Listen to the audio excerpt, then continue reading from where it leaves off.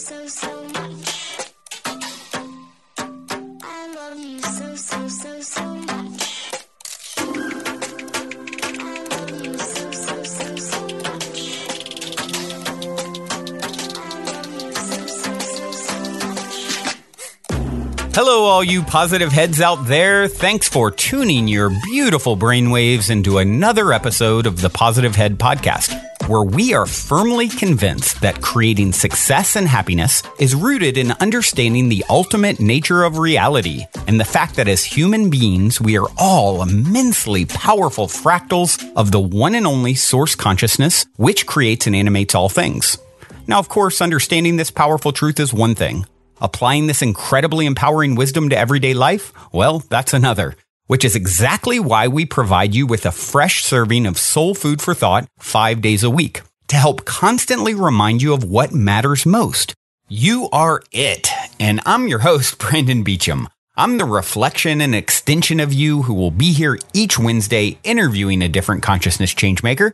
And on the other 4 weekdays, leading the way to ensure that your perspective is consistently expanded, your vibration is constantly elevated, and your heart is overflowing and full. Also, this episode of the Positive Head Podcast is being brought to you thanks to the support of Gaia. If you're not familiar, Gaia is the go-to source for streaming consciousness content online, and you can sign up for your first month for only 99 cents at gaia.com/positivehead. That's spelled GAIA.com/positivehead. Check it out. All right, all you positive heads, welcome back to another episode. It is 1:11. It's 11:11 at 1:11 right this moment as I record. It's got to be a good episode, right? Although it's always, for the most part, good episodes. I like to think. I hope you do too. I am going to take a question today from someone, share a video clip from Abraham that I really, really love, really, really powerful.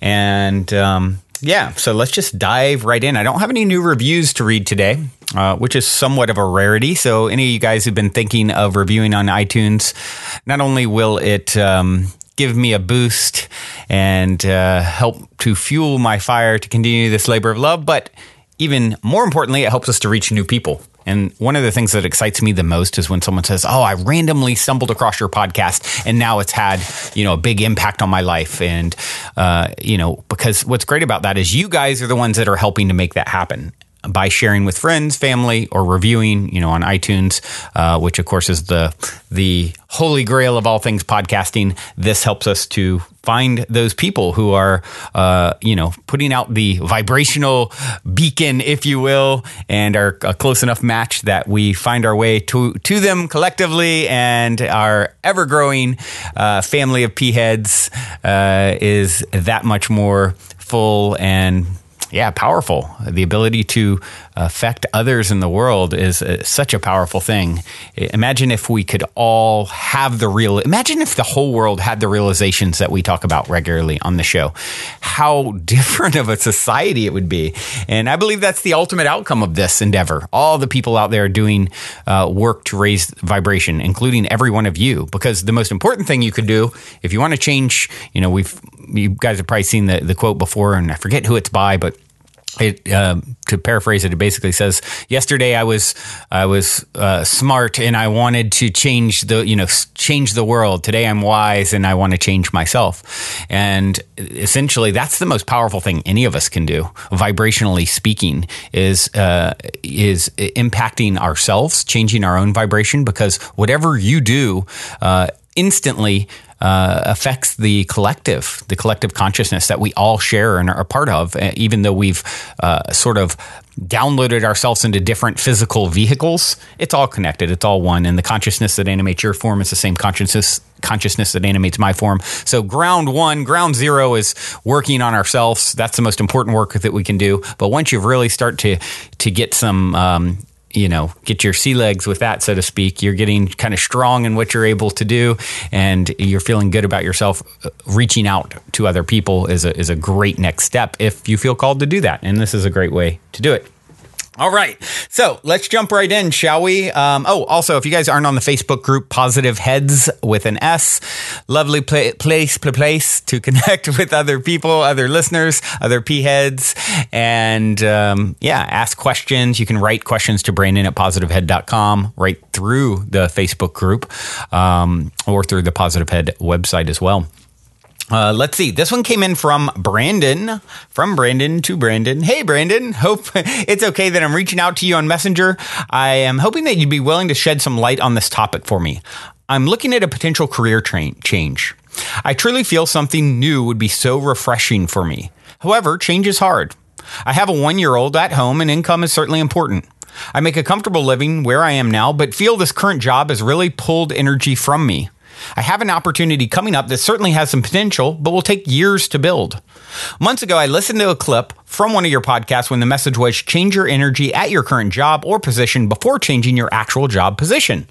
It may have been an Abraham clip that you played. I've certainly worked on this over the last 9 years here at my job, but still feel like I'm in the same place and state of mind. My fear is that I could change jobs right before my big break. Sales job in parentheses. But I certainly don't want to live life playing the what if game with myself. I just want to make sure I am making the right decision on staying or leaving. Any advice you could share on how to approach this crossroad in my life would be so appreciated. Your podcast has been so helpful for me over the past year and a half. Thank you for all that you do. Looking forward to listening to another episode on my drive home tonight. Take care, Brando. All right, Brando. Well, a couple things here. I actually briefly responded to this, but I thought it was worth bringing up on the show. I responded to Brandon directly when he messaged me with something very short and sweet, but this is a big one for a lot of people. And so let's dissect a little bit here what Brandon's saying, right? Change is hard. He has an opportunity coming, but it will take years to build. He's been working on, changing his energy for the past 9 years, but he's still in the same place and state of mind. His fear is that he could change jobs right before he gets a big break, and he doesn't want to play the what if game, and he wants to make sure that he makes the right decision. So if we start looking at the spelling, the abracadabra, the words that Brandon is casting, the spells that he's casting with these stories, with these beliefs, you can probably see where there could be some issues keeping Brandon stuck. First off, do all opportunities really take years to build? Could there be? What if Brandon believed that opportunities even better than what he's thinking of could manifest itself much quicker, right? What if instead of fear of making the wrong decision, you moved into faith that there is no wrong decision. There are always the right decision. There is no shortage of paths that Source can lead you to the next greatest and greatest version of yourself. There's a lot of energy here given to, 9 years. That's a long time. I'm stuck in this, there's this whole story of I'm stuck. Let's put this story down. Let's write a whole new story, Brandon. Things can magically manifest in a blink of an eye, right? It doesn't take years. Stuck for years. You've got this idea that it's got to be this way. If we can all move from fear to faith and knowing that what is for you will always be for you, if you can get out of the way, not be resistant, get into a receptive mode, as we're going to hear here in a minute in this clip that I'm going to share. Be in receptive mode. Know that you're worth so much. You are so worthy of all the things you want and then some, right? But there's a very ingrained story here of difficulty, time, fear, all of these things, right? And that is, it's understandable. It's led you to where you're at, and that's great. But we're under no obligation to continue to tell the same story ever again. You are literally born anew in this very moment. As you listen to the show, what's happening? You are vibrations of energy that are so fast. They're so epic in what they're doing. The particles that make up your cells are literally flashing in and out of existence. With every breath, you're born anew. You are literally, the cells in your body are changing. All the cells in your body, I think it's 7 7 years, so less than his 9 years, right? So on all levels, from all perspectives, you're changing. The only thing in Born Anew, constantly, the only thing that keeps you stuck in the same patterns is these stories that I'm stuck in the same patterns. So I would recommend, Brandon, writing down a whole new story of how things can unfold quickly and how you have faith that there is, big one here is this fear that I want to make sure I'm making the right decision. You know how you made the right decision always? Because you made it. You know why you know it's happening for the right reason? Because it's happening. And if you can move into that, no matter what, that relaxed, trusting state, that is where all the magic comes from. That is where it's all going to be birthed. That is the key. Not all this other stuff is sort of ancillary. It's on the external perimeter. Like, get into that state of absolute trust and faith, no matter what's showing up. And now you found the secret sauce. That is the golden ticket to all the things you could want to. The sales job at another place, perhaps it's 100 times better, or that one, or something even more. It's always what you're thinking could be you would like for yourself, or better, right? It's always what you're thinking or better. That is what you train yourself to focus on. And move into faith. You can move into your face if you want. I guess we all kind of live there to some degree. But move into faith. Get into receptive mode. Know that, learning to float, right? Learning to float through life and clinging. We're just like clinging.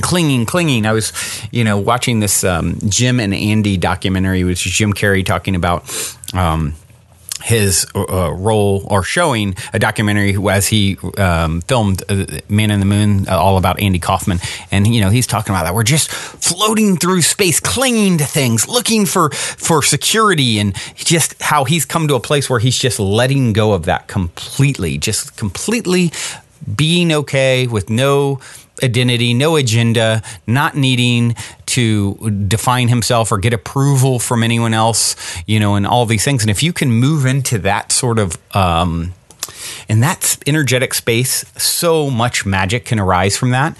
And I have a great clip here, like I said, that I want to share. It's called No Need to Let Anything Go, Just Focus on Letting It In. And I found it on the Dewdrop 157 YouTube page. Wonderful clip. Let's take a listen.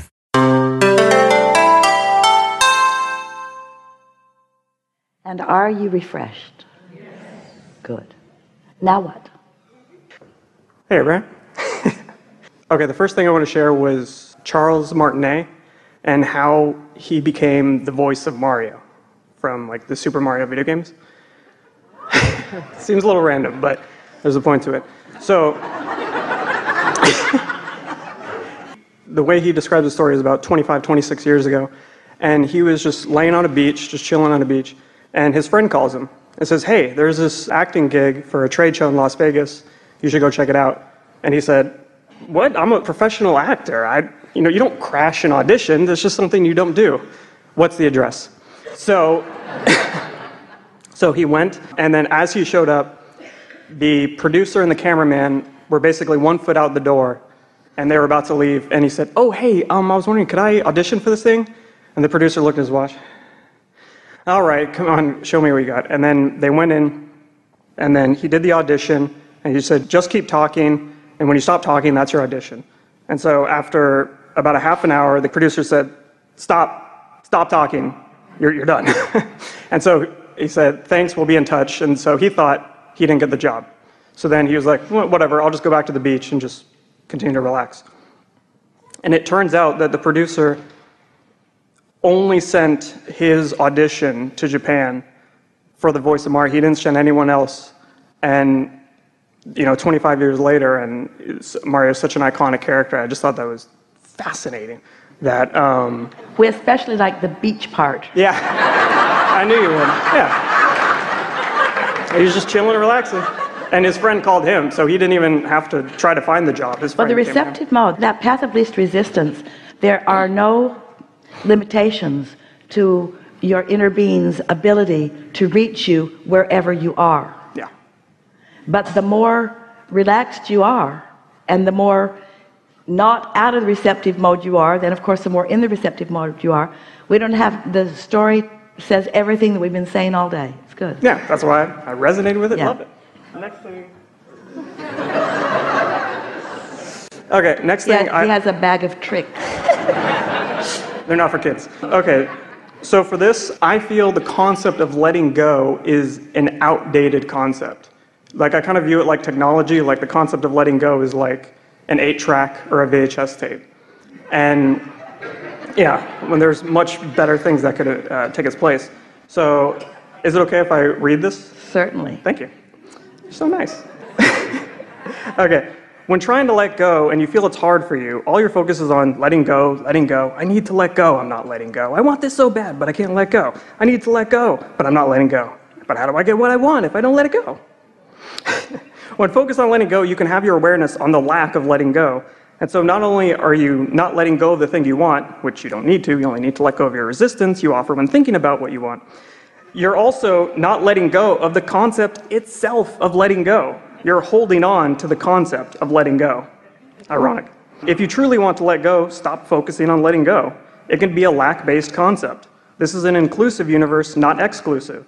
So instead of focusing on letting go, begin focusing on what you want to let in. Yeah. Again. Brilliant. Thank you. The reason letting go can feel like you're focused on the lack of what you want is because when you let go of something, you're at a loss.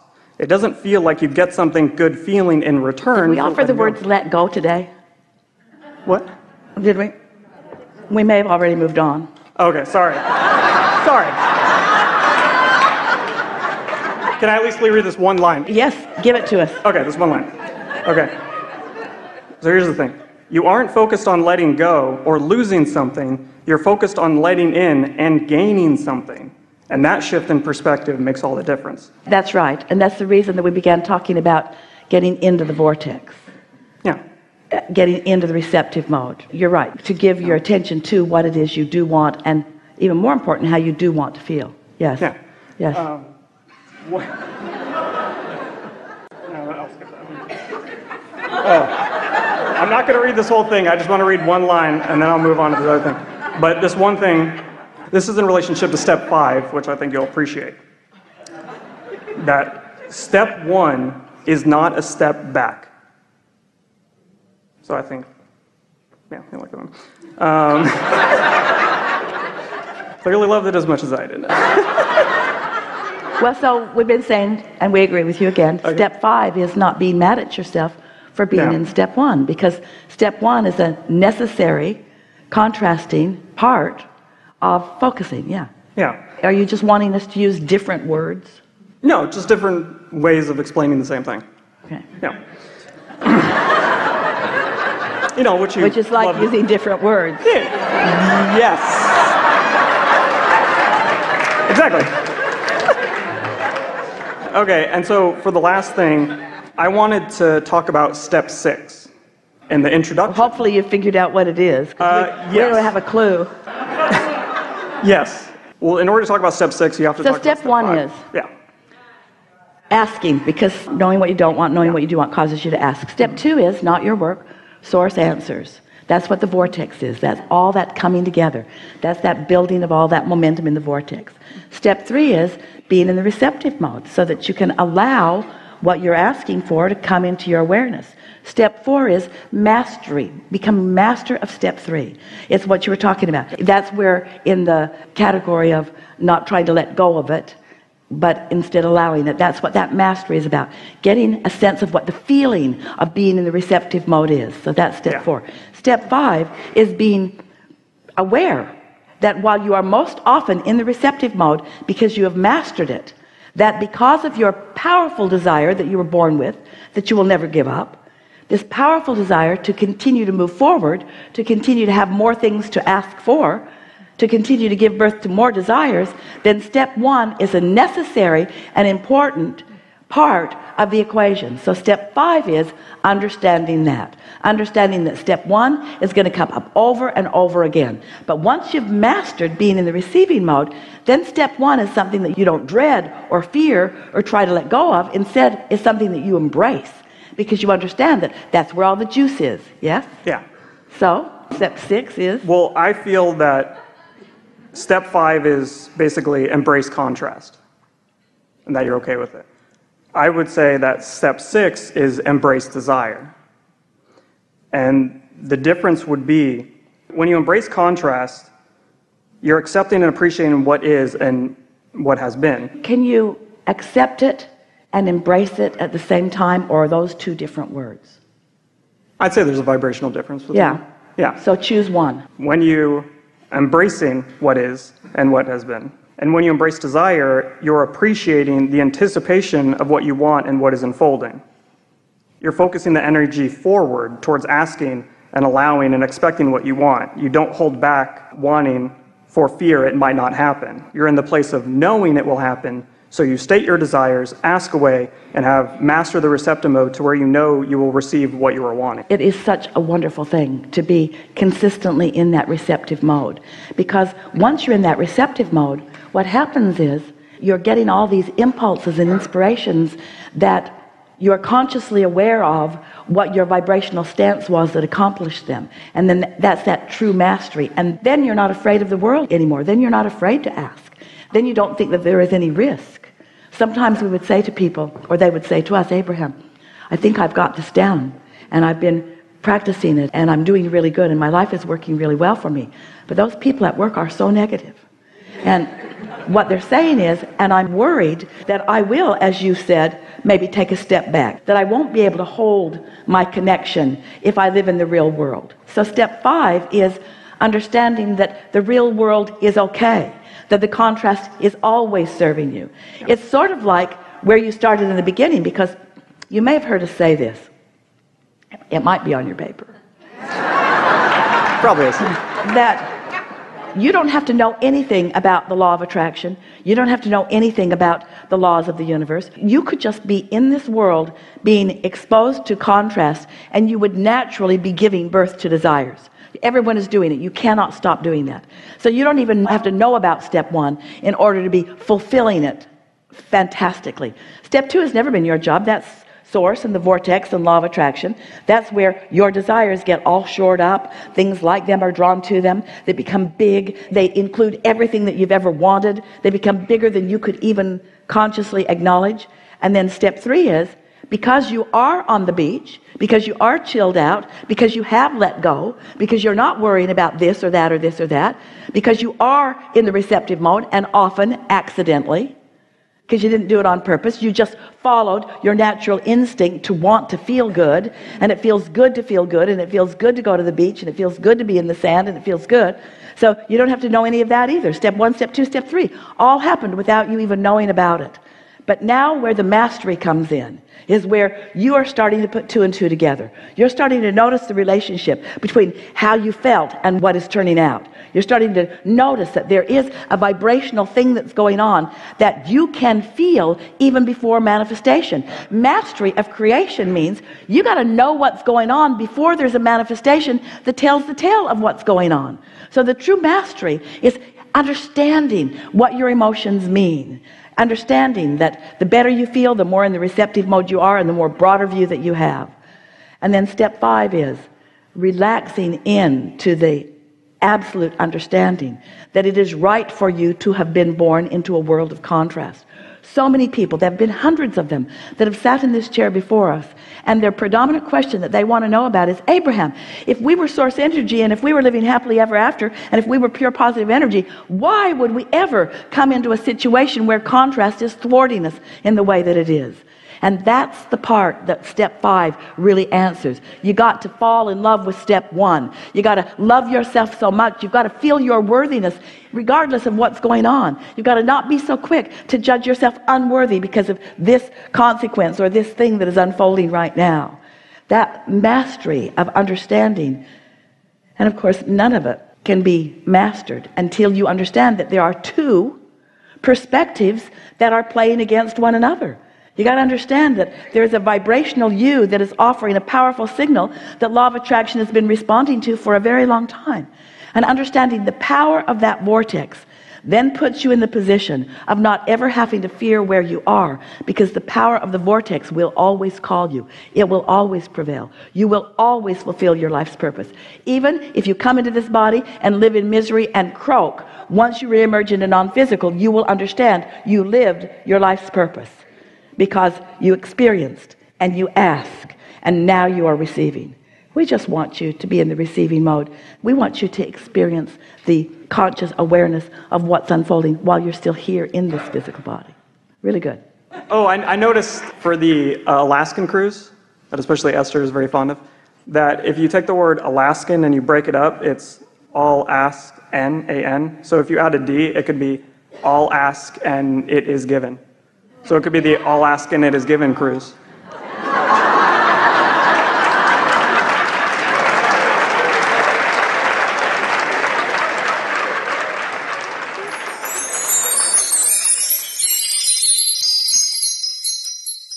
Okay, these 5 steps, so good, so good. She talked about, step 1 is asking, right?